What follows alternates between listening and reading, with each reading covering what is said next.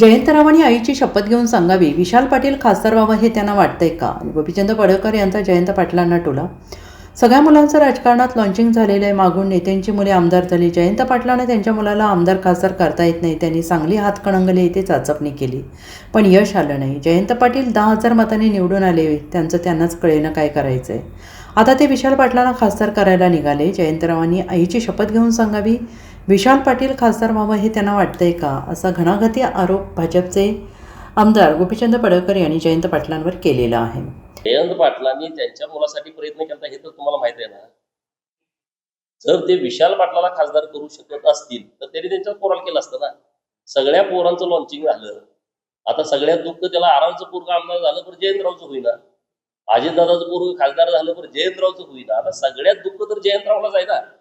त्यामुळे दुसऱ्याला खासदार करण्यापेक्षा त्यांनी त्यांच्याच पोराला केलं असतं ना. हातकणंगलेमध्ये चाचणी केली. मी तिथं प्रभारी होतो ना हातकणंगलेला.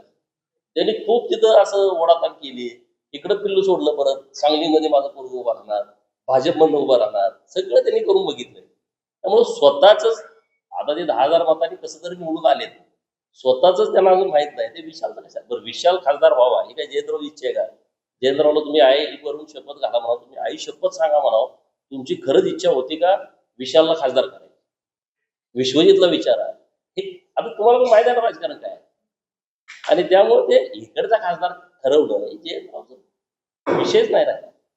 Bureau report, SPN Marathi.